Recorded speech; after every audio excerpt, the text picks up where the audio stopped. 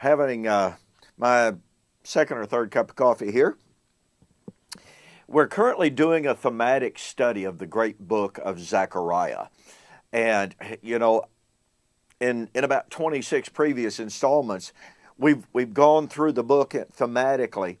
And one of the things that we're doing now is examining the direct correlation between the book of Zechariah, the last couple of chapters, and the book of 1 Peter. The parallels here are absolutely incredible. And they are very, very important for us to understand and to see and to apply. Zechariah speaks so very often of in that day, as I've shared with you on previous occasions. In that day is the day when Messiah would be betrayed. In that day is the day in which they would kill Messiah. Well, Peter spoke of the sufferings of Christ foretold by the Old Testament prophets. As we've noted, yes, Isaiah 53, Daniel 9, other prophets and prophecies foretold the sufferings of Christ. But very clearly, Peter's not talking about a different suffering of Christ from that foretold by the other prophets. So we're on the same page here. Peter says that the Old Testament prophets spoke of not only the suffering of Christ, but the glory to follow. 1 Peter chapter 1, 10 through 12. Well, guess what?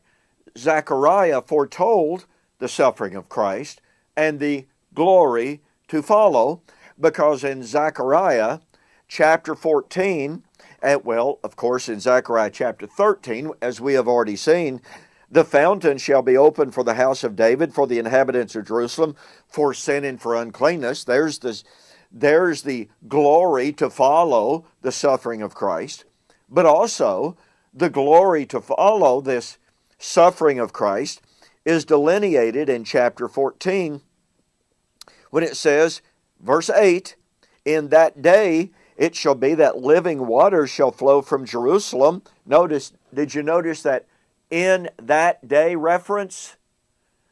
See, all of these in that day references are to the same identical period of time. And that time period is when Messiah would suffer, when Messiah would be cut off.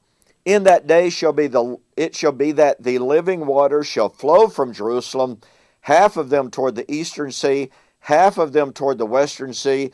In both summer and winter it shall occur, and the Lord shall be king over all the earth. In that day it shall be, the Lord is one, and His name is one. See, this is beautiful, beautiful language that describes the suffering of Messiah and the glory that would follow. Now remember, all of this is placed in that day.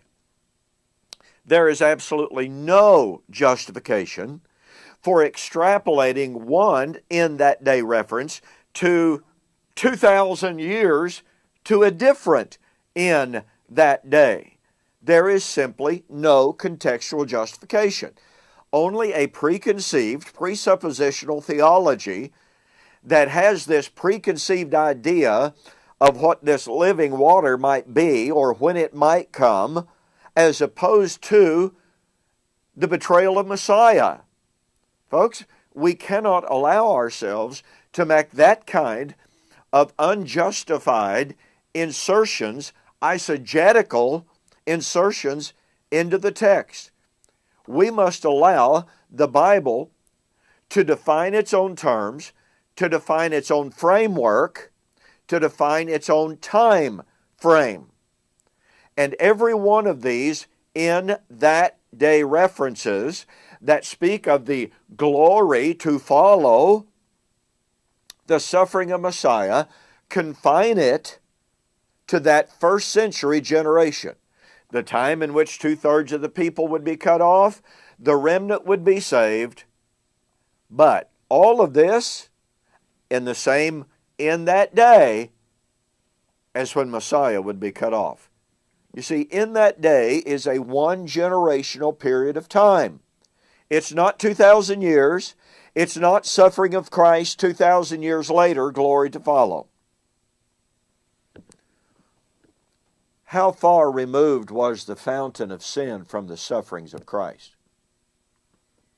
Are we going to extrapolate 2,000 years from the suffering of Christ to the opening of the fountain?